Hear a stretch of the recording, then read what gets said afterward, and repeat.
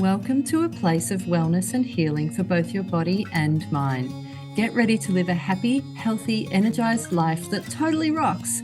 You're listening to Straight Talking Natural Health, a no BS podcast for busy people who want to ditch the fatigue, find balance, and feel great, with your host and naturopath, Jules Galloway.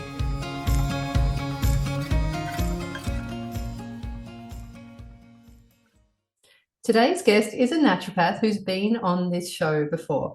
She was on Straight Talking Natural Health, episode 13. She works in a niche that's unfortunately growing in Australia, and I suspect it has been growing even more since we spoke to her last, because that was pre-COVID. That niche is thyroid disorders. She has over 25 years of clinical experience and not only still sees clients, she also mentors loads of us naturopaths and nutritionists on how to manage our tricky and sometimes complex thyroid clients. She's back today to talk about a particular thyroid issue that is often missed in clinic, both by medical practitioners and naturopaths and nutritionists.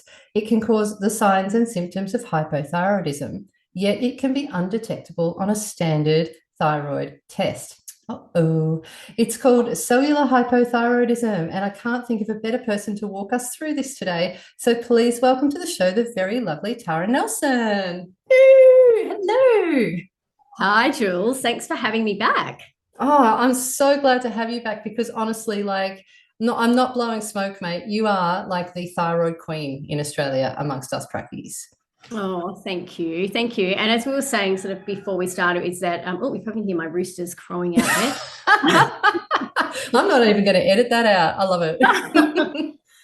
I still get people who, it was quite a while ago that we had our first interview, and I still get patients, book in and say, I listened to your interview with Jules Galloway and I got so much from it. So yeah, it's fantastic to, just sort of come in with a bit more updated information.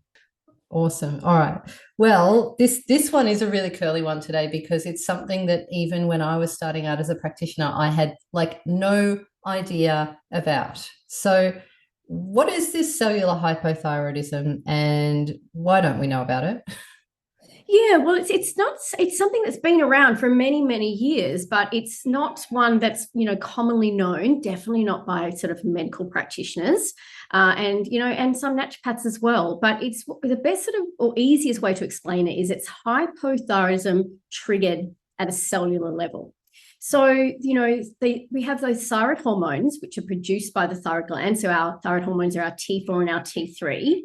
And basically, they are produced in the thyroid gland, they go out into the bloodstream, and they travel around the body into target cell, to the target cell, whether it be that a brain, a gut. Pretty much every single cell and tissue in the body requires thyroid hormones to function well.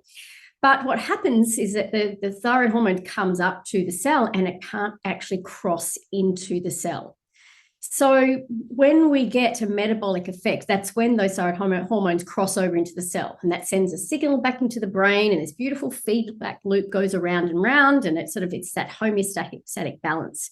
But when the thyroid hormones can't get into the cell, this can cause hypothyroid symptoms, and it can be occurring for many, many years, but not actually show up on pathology tests. So it doesn't actually report on pathology testing. So that is why it is very, very difficult to diagnose. So you can have a perfect TSH, a perfect T4, a perfect T3, everything would look hunky-dory? Hunky-dory. And these are the patients that, will come to us and, I'll be listening to their, symptoms and their signs, and I'll think, yep, you have hypothyroidism. And I send them off back to their GP to get that full thyroid panel. And, they come back in and they have picture perfect, or what we call TFTs or thyroid hormone pathology results. So they have a really, naturopathically normal TSH, naturopathically normal T4, T3, and yet they're experiencing a lot of hypothyroid symptoms. Also, these will be the patients or the people out there that have constantly gone back to their doctor, or they've listened to our podcast before and gone, I've got all those signs and symptoms. And they'll go back to their GP and say, it has to be my thyroid. Test it again. And the doctors will test it. And even in the, doctors' ranges, they'll say, it's not your thyroid. You're fine. It's not your thyroid. So should we do a very quick recap of those signs and symptoms for anyone who hasn't listened to our earlier podcast or come across them before? Yeah, sure. And, if you think about every single cell in the tissue, in the body needing or requiring thyroid hormones, in hypothyroidism, there can be many, many signs of hypothyroidism, of sort of low thyroid hormones in the body. So, you've got your atypical, your mental and physical fatigue and tiredness. You've got your weight gain. You've got your brain fog, your dry skin, your brittle hair loss. But it can be so many others, such as frequent infections, cold. I've got a list here. I've got like an A4 paper I'm looking at. So every system can be affected with low thyroid hormones: a low immune system, puffiness, hoarseness in the throat, infertility, loss of libido, mood swings, frequent headaches, decreased sweating, fluid retention. There's so many signs and symptoms. There's no specific signs and symptoms. There's a few definitely very common ones, but it can actually affect so many systems in the body. So there is a long list of thyroid symptoms. I think also since COVID, I've seen like anxiety, especially coming up in that list of symptoms a little bit more often than before as well, and even a bit of sort of mild depression in a lot of my thyroidy people. Absolutely. Absolutely. Low thyroid hormones can definitely, I think that the brain, the more and more I research into thyroid, the brain has such a huge affinity for thyroid hormones. And, we can talk about the brain in the pituitary a little bit there and its uniqueness in this whole cellular hypothyroidism situation. But, if you're not getting those thyroid hormones, there's not enough thyroid hormones to go around, or they're not able to get into those brain cells, then you're going to see a lot more anxiety and depression. And the unique thing about hypothyroidism, or even cellular hypothyroidism, is that everyone has different receptors at their cells. So we don't all have very atypical receptors for thyroid hormones to cross. So you might have an increased sort of receptor sensitivity in your brain, and that's why you may, in a low thyroid hormone or cellular hypothyroidism state, experience anxiety and depression, say, more than me. I might feel it more. I might have more thyroid hormone receptor sensitivity in my gut. And so I experience more digestive issues like constipation. So it is a very much a unique thing here, as far as like where we need or where we may have low thyroid hormones and receptors in the body. Does that make sense? That makes so much sense, honestly, because it's always done my head in as well. Like, okay, why does that person have weight gain and fatigue, but that other person, their predominant symptom is like joint pain, and someone else's predominant symptom is their skin and their hair, and like I said earlier, someone else will have anxiety or depression. So that makes perfect sense. Yeah. So, and because of that wide variability of, the sensitivity to the thyroid hormones and the thyroid hormone receptors, that's why we see so many symptoms in hypothyroidism, because it can literally affect, every sort of body system. Yeah. And I think it's really important to let people know as well that you don't have to have all the symptoms in order to have this as a problem, because not everyone has all the symptoms. Like, it's very rare that you would have a hypothyroid patient in front of you who was ticking every single box. No. Generally, and I know there's some sort of research, sort of graphs or tables or categories, and usually there's about sort of 12 main hypothyroid symptoms. And generally, from a medical point of view, if you tick sort of for at least 4 of those symptoms, then they would class you as hypothyroid, and then you'd be sort of go down the route of like testing. Yeah. So that's it. And it's a way as also practitioners too, if you're seeing more, 4 to 5 hypothyroid symptoms, but pathology is still, or your patients out there, if you've got sort of 4 or more general hypothyroid symptoms, and your pathology is normal, then you may consider this cellular hypothyroidism. So that the symptoms are definitely one of the things we actually look at there to sort of diagnose cellular hypothyroidism. And I reckon once you get a handle on cellular hypothyroidism as a practitioner, you start to know, like you start to see it, because you just go, I would bet my house on this person's thyroid pathology coming back, off range, and it comes back in range, and you're like, no.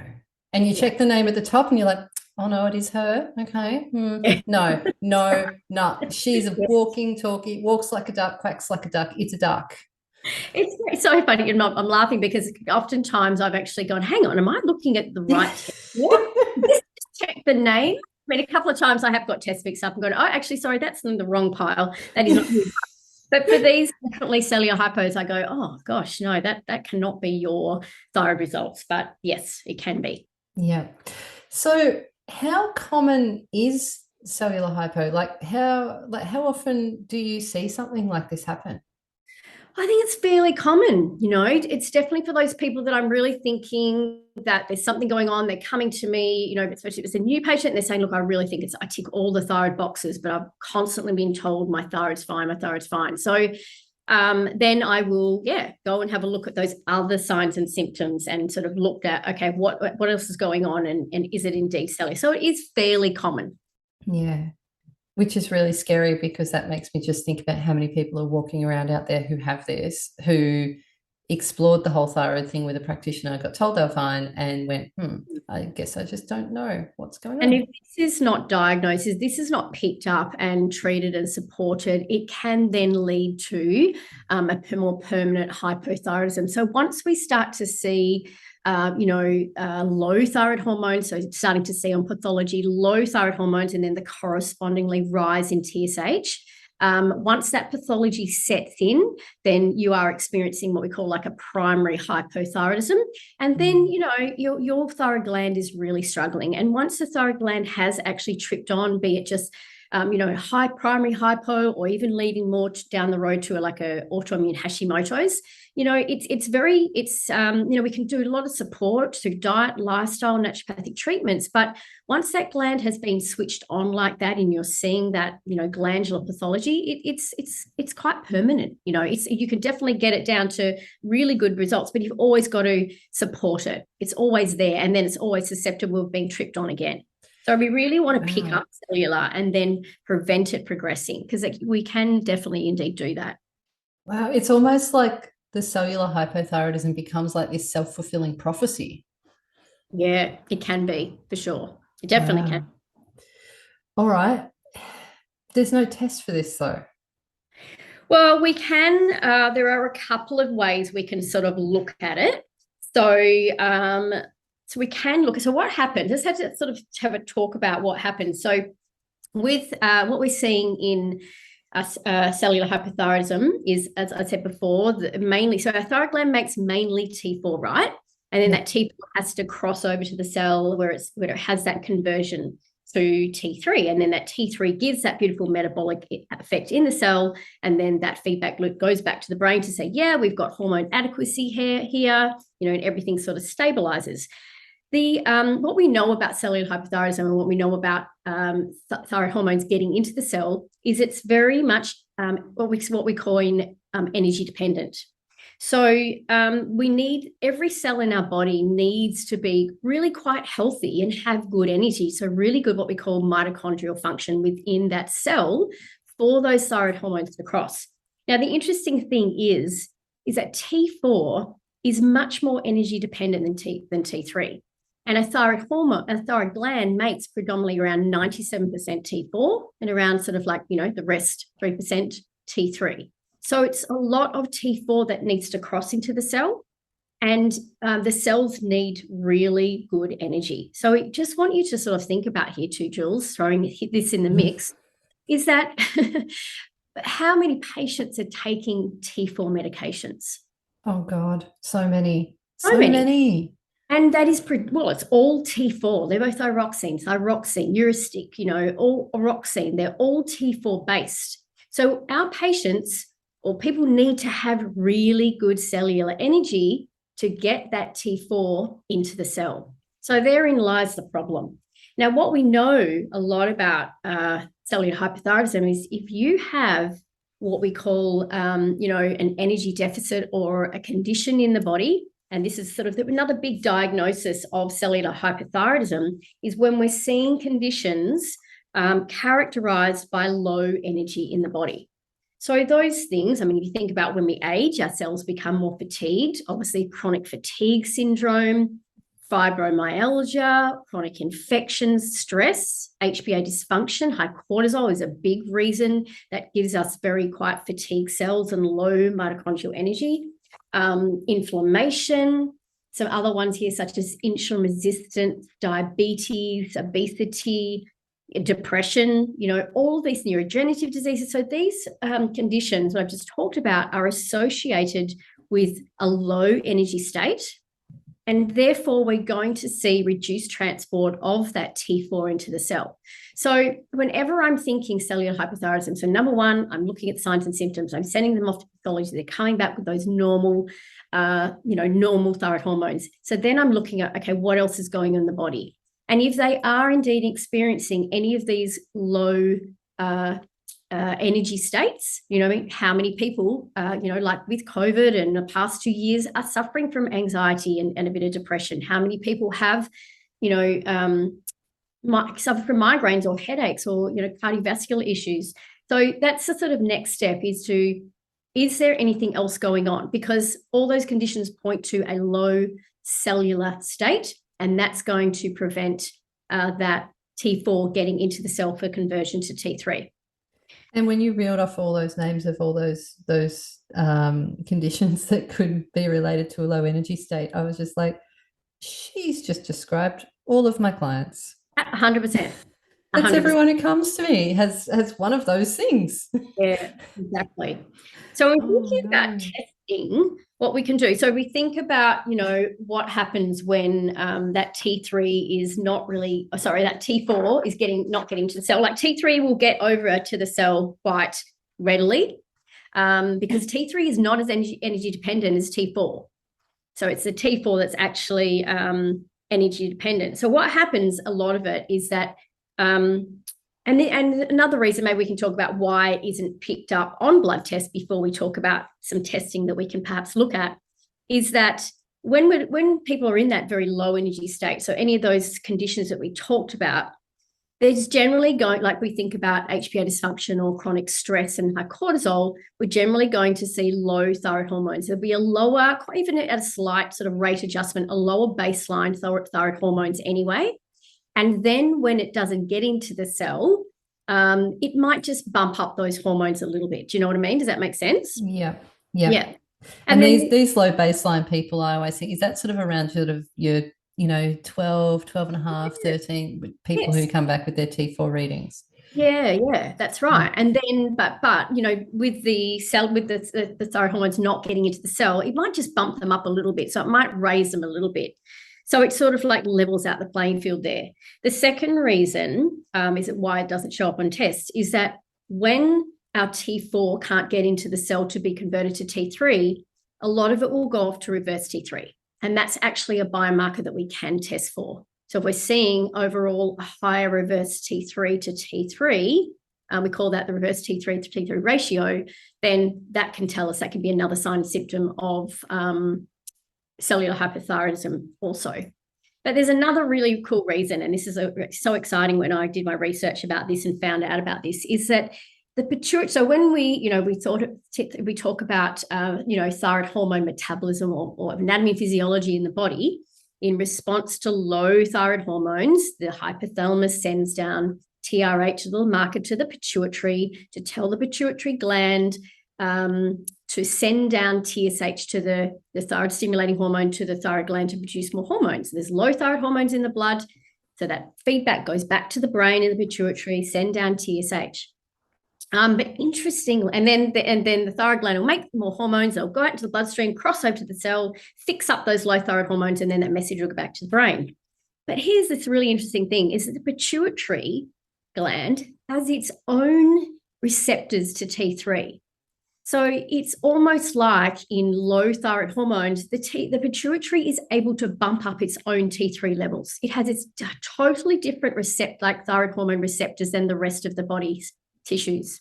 So it's almost I know. I wonder if I've actually found this information out. I was so excited. I'm like, oh my God, I love these bodies, amazing homeostatic little things that just, it's just so cool. So the pituitary pretty much running its own race here.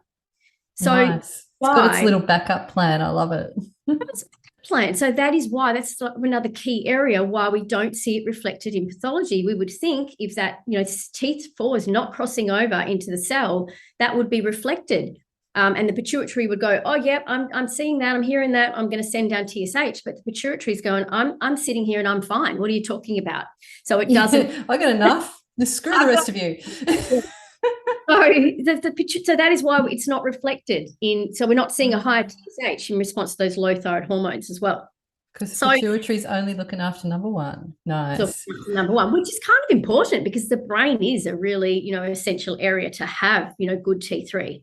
Now, so going back to testing for this, so reverse T3 is one. So, reverse T3 is a natural or normal physiological biomarker of the thyroid. So reverse T3 is produced, and say if you have an accident or, you're bleeding out after a car accident, we don't want to be digesting and metabolizing and, doing all those things that, thyroid hormones do in our cells. So reverse T3 will be raised in times of like stress or fasting or trauma or calorie restriction, things like that. It's when the body perceives a danger going on and it will go, well, I'm going to put a lot of that T4 off to reverse T3 because we don't want that T3 bumped up and going off to the cells for metabolism. So it's a normal sort of metabolic effect. And this will happen in those low energy states as well. We'll see a lot of the T4 going off to reverse T3 because it can't get into the cell. And there could be those reasons, insulin resistance or, depression or any of those low energy states also. So we can test reverse T3 there. And if that is high, we normally work out a bit of a ratio. Reverse T3 is directly proportional to your T3. So as practitioners, we work out a little ratio to see if you are actually in that reverse T3 dominance, and that can be a sign that, you are indeed suffering from cellular hypothyroidism if you have, those other normal pathology markers plus the symptoms. If it's cellular hypothyroidism and the reverse T3 is high, does that mean that your actual T3 will still be within a decent range? Can be, yes. Yeah, it can be, or T3 could be a little low. So if it's cellular hypothyroidism, we might see a normal T3, but a higher reverse T3. Because I know that there's like everyday stress and high cortisol and inflammation and illness can cause an increase in reverse T3 anyway. Yes. But we often know to look for that when we get a report back and it says that the T3 is low and we're like, oh, something's causing a problem converting the T4 to T3. And then we have a look at reverse T3. And if that's high, we're like, okay, cool. But now it kind of sounds like there's a bit of chicken and the egg almost. Like, did these low energy states cause the increase in reverse T3, or did the increase in reverse T3 feed back into these low? Do you know what I mean? Like, we're going round and round now. Like, I know, yeah. There's so much going on. I know there is so much going on, but I guess it's just like, it kind of makes sense that if T4 is not getting into the cell, it has to go somewhere. So it naturally can just bump up that kind of like borderline low-ish thyroid hormone, still considered normal on pathology. If a GP was looking at it, we'd be looking a little bit closer and going, well, that's actually quite low there in that chronic stress state. And then, but if T4 can't get into the cell, a lot of it will go off to that reverse T3. That's just a natural metabolic function. It's got to go somewhere. So it'll go to the reverse T3. Reverse T3 is a metabolic break. So when I'm seeing high reverse T3, I know these people aren't metabolizing. They don't have energy. They can feel really sluggish, have a lot of brain fog, can't lose the weight. They can be very cold. It's just, low T3, a high reverse T3 is just, it's not a great place to be. So it's happening there, and looking at, again, their T4, if they're taking thyroxine in their T4 might look lovely. It could be a 16 and 18 up there on the pathology, but then you're looking at the T3 and going, well, that looks really sluggish. So where's that T4 going? And why is it not being going to T3? So one of the reasons could be it just can't get into the cell. So I always talk to my clients about, when I'm first having them in front of me, there's three things I really want to make sure or identify an assessment. It's like, number one, can your thyroid gland make thyroid hormones? And we'll be looking at the T4 there, making sure there's T4 adequacy. If they're taking thyroid medication, a T4 medication, again, I want to see that T4 up in the 16 to 18 above sort of marker. So your thyroid gland or you can make thyroid hormones, or yes, you're absorbing your thyroid medication. The next thing is, can you convert that T4 to T3? So then I'll be looking at that, T4 to T3 conversion. That's when we want to see T3 up in the higher realms, in the 4.5 and above to up to 6. And then the next step is, can they get it into the cell? So, that's the sort of 3 steps I'd be looking at. And if they're still experiencing, they've still got normal thyroid hormones, so they're producing or converting well. They're producing and absorbing T4. They're converting well, but they still have a lot of thyroid symptoms. Then I'd be looking at possibly cellular hypothyroidism there and checking their T3. Does that sort of make sense? It's sort of like a flow diagram of, that's the next step. Okay, you're doing those first steps well, but what's happening? You've still got a lot of thyroid symptoms. You're cold. You can't lose weight. You've got brain fog. You've got menstrual irregularity. So where's all that T4 or T3 going? It's not getting into the cell and having a metabolic effect. So what's blocking it? And it's usually these low energy states in the body, or, conditions associated with what we call low mitochondrial function. Those powerhouses in our cells are just really fatigued. So ongoing insulin resistance, ongoing chronic fatigue, ongoing stress and anxiety will cause those cells to be really fatigued. Yeah. So cellular hypothyroidism is really, it's a condition of the cells. Your thyroid's working fine, your pituitary gland is all good, but your cells are what are not letting those thyroid hormones in. So we really need to look at the health of the cell and how we can improve the health of the cell. We oftentimes in cellular hypothyroidism, I don't treat the thyroid gland. I'm treating that low energy state, and that will improve the health of the cell and improve that cellular uptake of thyroid hormones. And when you look at all those conditions you reeled off before about low energy states, you can immediately see what needs to be done, like inflammation. Okay, we've got to get that down. The insulin resistance and diabetes. Okay, well, we've got to get the blood sugars stabilized. Chronic fatigue, fibro. Okay, we've got to sort out the gut. Yes. Like if there's if there's inflammation and it's associated with autoimmunity, then we also have to sort out the gut. So there's definitely heaps of clues in those low energy states about what needs to be dealt with next. Yeah. Yep. So and just another thing to look at, there has been a research about patients taking benzodiazepine medications such as like diazepam or Valium.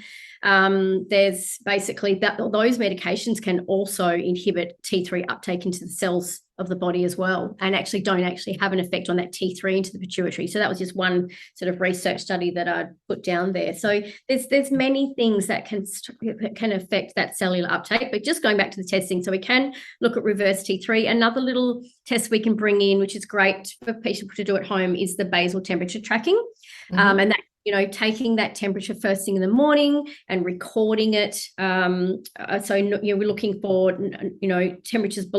consistent temperatures below 36.5 for more than 3 days, and indicate sort of tissue hypothyroidism, and also temperatures above that 36.9 can indicate hyperthyroidism. So you want something in the middle there. So it's just another sign and tracker that we can bring in to go, okay, you look like you've got a lot of those signs and symptoms of hypothyroidism because of that low or high temperature there. So cellular hypothyroidism will drop your basal temperature usually. Yep. Oh, yes. That's awesome. It can't get into the cell. It's not having that cellular effect. That is why these people still experience symptoms. They've got those hypothyroid symptoms because they're not getting their thyroid hormones into the cell. Oh, but this is so awesome because this is something we can easily test for at home. We just send them to the pharmacy to get a basal thermometer, which is like a thermometer 2 decimal places. Like I tell them to just go to the fertility aisle next to all the baby testing, the pregnancy testing kits and ovulation testing kits. It's there. And then we can send them home to just do 5 mornings of basal tracking? Yeah, I generally like to, usually if you're a menstruating woman and in the first part of your cycle, in that sort of follicular phase is best before we see sort of, normal temperature, hormonal temperature rises, mid-cycle. Generally around that first week, if you're not, just any time, but just, taking into account. But just for 5, I usually say any more than sort of around 3 days is good. And I usually try, this is a great test to use in treatment as well, is that I'll get them to do this as a baseline. And then maybe, the next month when we've actually been working on the body, we'll test again, and we can actually see improvements in that temperature. So it's a great guide to go, wow, yeah, actually my temperature is lifting. I'm feeling better, and I'm actually seeing my temperature rise. So that can indicate that I'm actually getting my thyroid hormones into the cell a lot better. And that's so cool. Like it just makes it really simple. Like in my mind, I can kind of see that flow chart forming where it's like all thyroid markers were normal, but Yes. if basal temperature is low, Mm. then consider cellular hypothyroidism. Like simple. Yes. That's so good. Yeah, and test reverse T3. So if that's going to be high, the other one is salivary cortisol. I mean, test it looking at over a 24-hour period, the cortisol, if someone's experiencing, chronic stress, and we're looking at their cortisol, really, quite high cortisol levels, then that can actually affect that health of the cell and affect thyroid hormones as well. So that's another one to, sometimes I might test. I mean, if that's a picture, but yeah, generally those things are good to test. I've seen a lot of high cortisol lately, Tara. A Mm, lot of high yes, cortisol. Thanks, COVID. I know. You screwed it up for everyone. Absolutely. Yeah. Oh Mm. no. But yeah, it is. It's a pretty easy test to do, and I say it only costs about $120, but I mean, when it comes to functional medicine testing, that's on the cheaper side of some of them. So It is. And I always say, look, this is what we're going to, I do like reverse T3 as a baseline. At the start of every sort of, new thyroid patient, I'm going to say, look, let's get that full thyroid panel. Let's get reverse T3 as well. You'll have to pay for it, but I probably won't get it tested again unless I've got really high, it's really high or very, very low. And I'm looking to, I'm really working on restoring that. But yeah, it's a good baseline for me to actually see, again, those 3 steps in that, can you produce the hormones?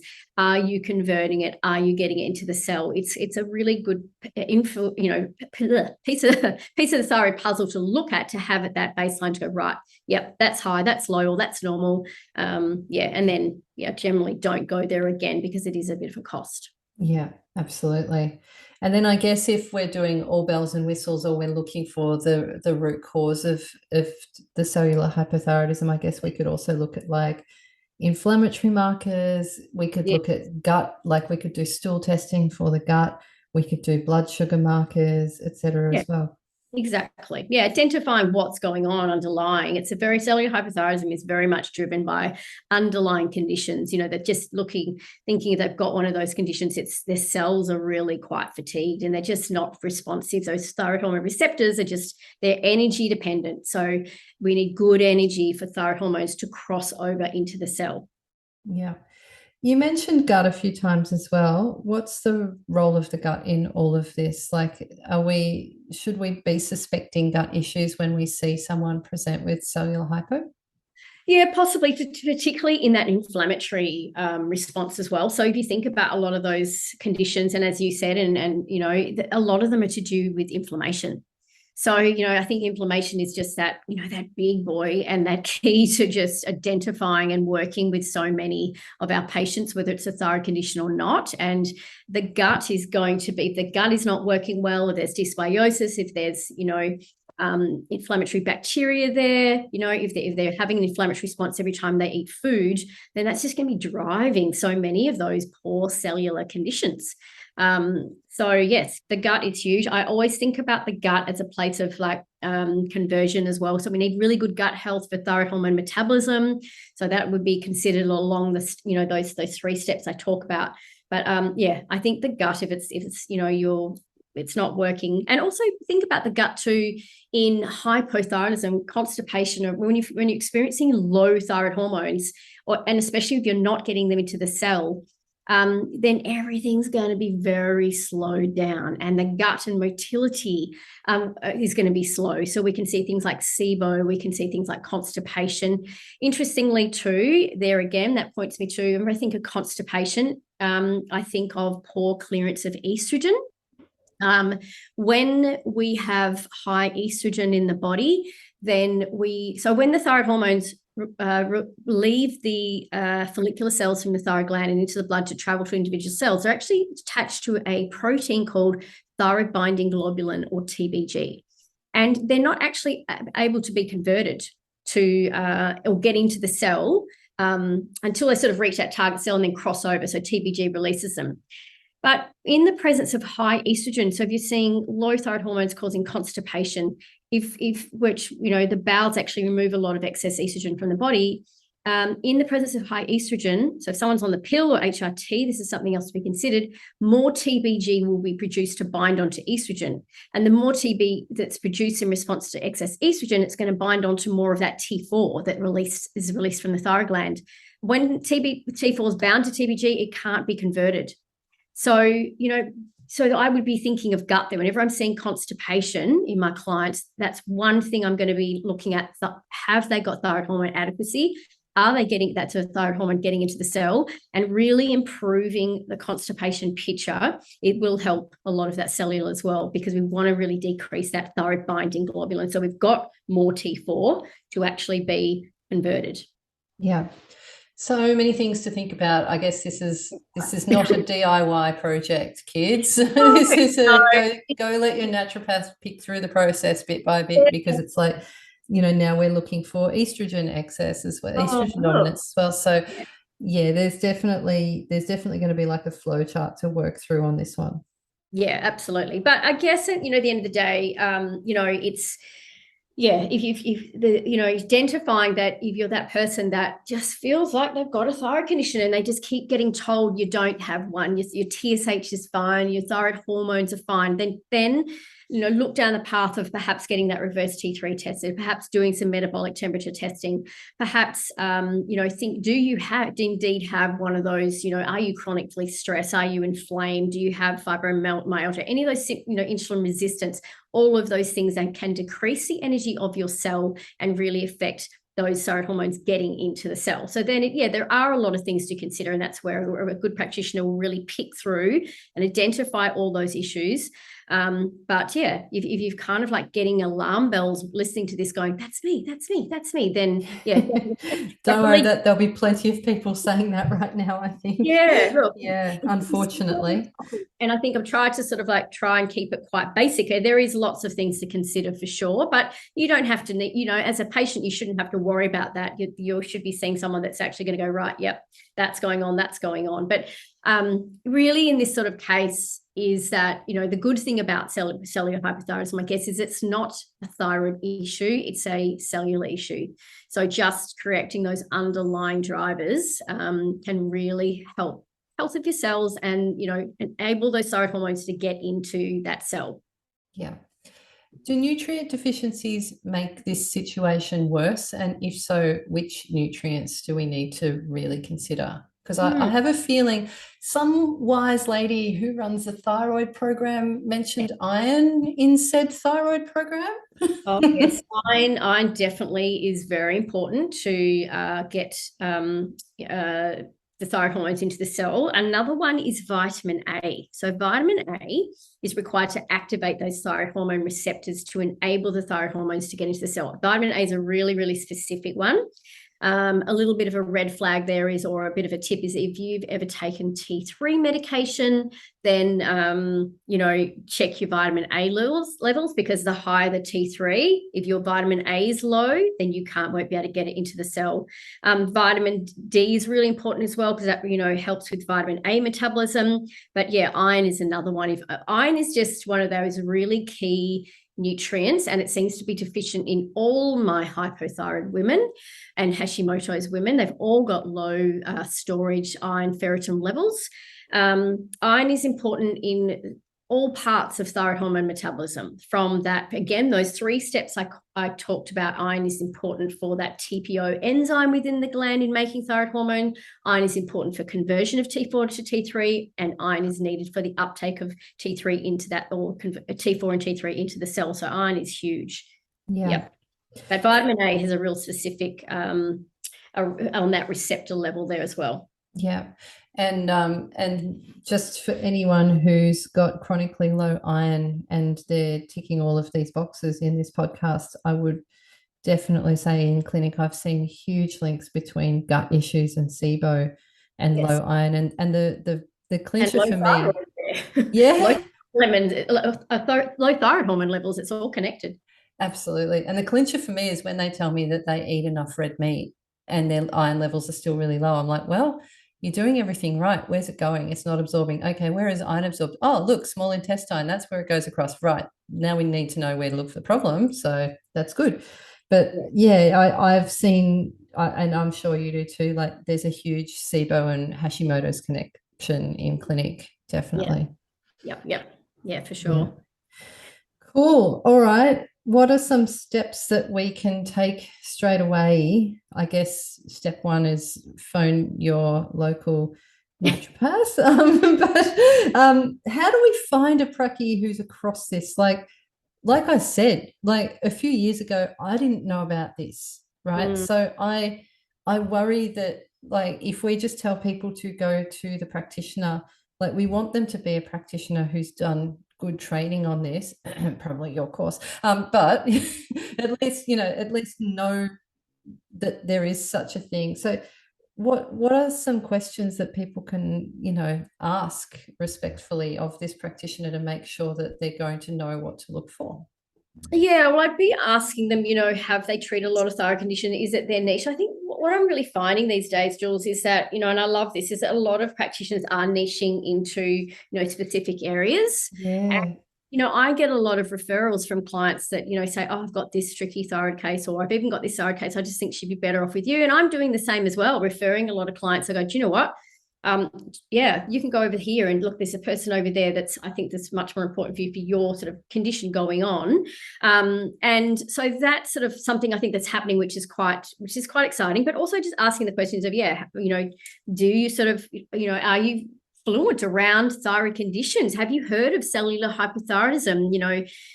Can you help me with my thyroid condition, or do you know someone that would be better suited? Because I think this is going on and I really want to identify it. So I think just asking the questions, but there are, a few things that you can do. So I think bottom line with cellular hypothyroidism is we've always got to identify and treat that underlying condition.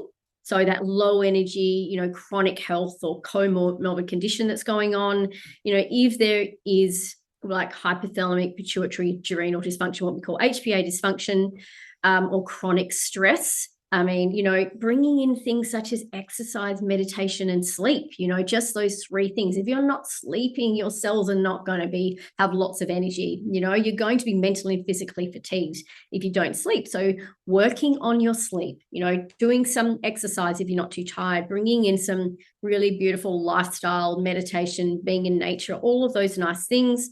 If you're inflamed, if you've got poor gut health, if you've got a lot of aching muscles and tissues and things like that, then inflammation is something that is going on. So yeah, gut health is very important there, looking at a predominantly anti-inflammatory diet. So taking away those triggers of gluten and dairy and sugar and caffeine and alcohol, all those lovely things. Damn it, it's always them, isn't it? It's always them.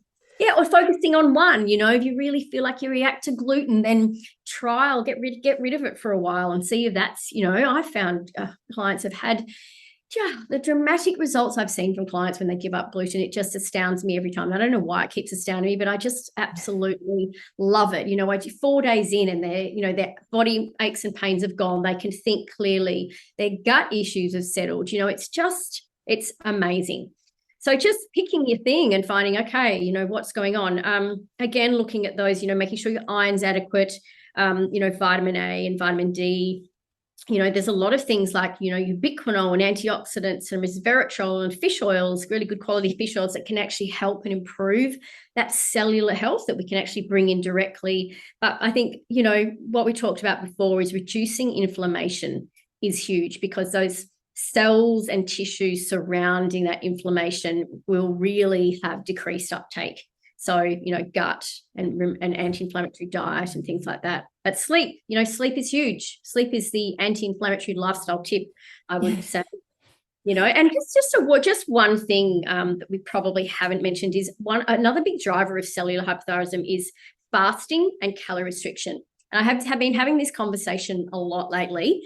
We talked about, reverse T3, why sometimes reverse T3, a lot of the thyroid hormones go off to reverse T3, and it will happen in ongoing calorie restriction and fasting, because that thyroid gland is like what we call the master metabolizer in the body. And in times of like stress, fasting, calorie restriction, it will actually naturally shunt a lot of its thyroid hormones produced to reverse T3 to slow the body down. It's a natural homeostatic function. So I have seen a lot of cases of cellular hypothyroidism in women that have calorie restricted and yo-yo dieted a lot of their lives. Oh God, So yes, especially if one of the thyroid symptoms is weight gain. yes, it's huge. Oh, It's huge. And the yes. more they calorie restrict, the more they can actually fatigue their cells, and the more that thyroid hormone is going to go, no, I'm not going into that cell because I don't know when the next meal is coming. I don't want to be metabolizing. You might be 3 more days and I'm still not going to get any food to metabolize. So I'm going to just, so reverse T3 is that, natural biomarker in times of the body kind of going, what's going on? Famine, fasting, calorie restriction, stress, trauma. So it's a natural progression. So if you're someone that, is fasting a lot, and look, there's a lot of research for intermittent fasting. I love it. There's definitely a time and place. But if you have a suspected thyroid condition, intermittent fasting, whilst you're in an imbalanced or dysfunctional state, is not the best for you. I do have clients when we've got them in a really good place that they might do a kind of like a soft fasting approach, intermittent fasting approach. But, and it really works well for them, but it doesn't work well for everyone. And if your thyroid is really quite out of whack, more fasting, more restricting those calories can actually have the opposite effect that you're actually going for. And, I just have this conversation with women all the time. They look at me like, I've been doing this all my life, and now you're telling me that it's bad for me and I've really perhaps upset my thyroid gland. And it's quite devastating for them. But it's like, yes, I need you to eat. I need you to eat really well and, have a really lovely, 3 good meals and a nutrient-dense anti-inflammatory diet. And let's get you sort of back on track and get things, metabolizing normally again. Yeah. And for women who grew up, in the 80s and 90s especially, it's so counterintuitive because everything we heard and every magazine we read and every advertisement for weight loss on the telly was all around just eat less, exercise more. And so it's ingrained in us that that's what we just need to do. And those ridiculous, I'm a product of the 80s, and those ridiculous diets every month in Cleo, Dolly, Cosmopolitan. Oh, God. Diet, the soup diet, the no wheat diet. The soup diet. My best friend and I, when we were like 16, she used to get the Cosmo or something, and we just looked through what diet are we on this month. It's like, oh my God, crazy. For young girls, it was terrible. Yeah, I used to, when I wanted to lose weight, I would just eat steamed veggies and rice. Yeah. So, how did that go, you reckon? Where's the protein is big. Protein is definitely what it's all about as well. Oh, absolutely. Absolutely. So, we really need to re-educate women, especially, that it's not about eating less. It's about getting the inflammation down and getting the nutrients up and then seeing where things are at. Yeah. If you're inflamed, if you've got, chronic stress, all nutrition deficiencies, you've got cellular hypothyroidism, your ability to lose weight is nil. You are, like I say to my clients, you are running up a hill with a sack of bricks on your back. It's just not going to happen. Yeah. So we have to hit pause on the weight loss thing. Yes. Do all this other beautiful work first. Yeah. And then come back to where you parked the weight loss idea and see where it's at. Like, do you even still need to look at some sort of diet to lose weight, or is it now starting to just take care of itself? Oh yeah, I've seen that so often as well. Decrease the inflammation. It just comes back to everything we've been talking about, and decreasing that inflammation, getting those cells really healthy and responsive to thyroid hormones. There's some amazing studies out there around weight loss and reverse T3 and T3, and how this calorie restriction has actually affected weight loss, adversely. It's really interesting. But like you said, when you're talking to women about this, that they've grown up, that is what they've learned their whole lives and what they've believed their whole lives, that they were doing the right thing. And you kind of really challenge that belief. It can be really quite confronting for them but it's so true. Once we fix those underlying inflammation and stress and bringing all that down, often women don't have to diet. Well, I'm constantly getting them off. I don't want them to diet. We're not dieting anymore, people. Diets are out. Woohoo! Oh, that makes me so happy. Yes, how freeing. Yeah. How liberating. No more diets. Excellent. Excellent. You've made my day. You've made my year. Great. That was easy. All right, my love. Look, would you like to tell everyone like what you currently do and where they can find you? Because like I'm a huge advocate of your course. Like you've just released round 2 of your pracky training for thyroid, and I'm redoing your course like right now. Like I was literally watching it on Saturday, and it's awesome. Great. And like even for an experienced practitioner, like there's so much stuff in there that you just go, oh my God, I never knew that little bit of information. Holy crap. Like there's always so much to learn from you. So, but you still see people clients one-on-one as well. Is that right? Yes, I'm starting to change the way I'm practicing. So I've been running thyroid programs, I think programs for a while. And now moving forward, I'm starting to see people, yes, definitely with that one-on-one consultation, but moving them into my programs as well, because I'm really seeing the benefits of, plus all, my books are really busy and full, my appointments. But so I've created programs where I come in and I speak to people and that one-to-many concept where I can actually help so many people through my patient programs, just like my practitioner programs as well. But you're getting so much more information, because when you're in that sort of very narrow consultation process, there's only so much I can talk about, and I feel like I miss so much of that, like the information you do get in those practitioner programs. It's all in the patient program as well. So I'm talking about all those little tips and tricks and other sort of concepts that doesn't happen in a one-to-one consultation process. So yeah, moving into more those programs with my clients and getting great results that way. And then I have if you're a practitioner listening, having an updated level 1, and I'm also running a level 2 as well. So there's lots of ways that you can come in and work with me. Amazing. That's so cool that you're doing a one-to-many model as well for patients, because that just means you get to help more people. That's right. Exactly. Awesome. All right, Tara Nelson, thank you so much for everything that you do for both patients and prackies out there. Like, we all love you, and you are our go-to thyroid queen. So thank you so much for sharing this wisdom with us today, because this is information that really needs to get out there. So I really appreciate it. Oh, you're welcome. I've really enjoyed being back. Yay.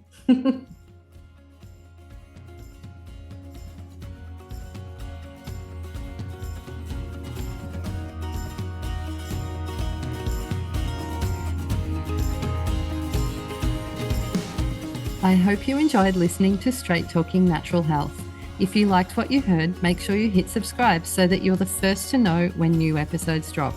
In the meantime, head over to my website at julesgalloway.com. There's all kinds of resources available there if you're keen to get started to live your best, healthiest, most energized life. When I'm not podcasting, I'm seeing clients one-on-one via Zoom, so why not book in and let's work together? I love helping my clients to heal from fatigue, anxiety, inflammation, gut problems, and chronic health issues, to name just a few. All of this and more is available right now over at julesgalloway.com. That's all from me for the time being. I look forward to diving in with you again in the next episode. Bye for now.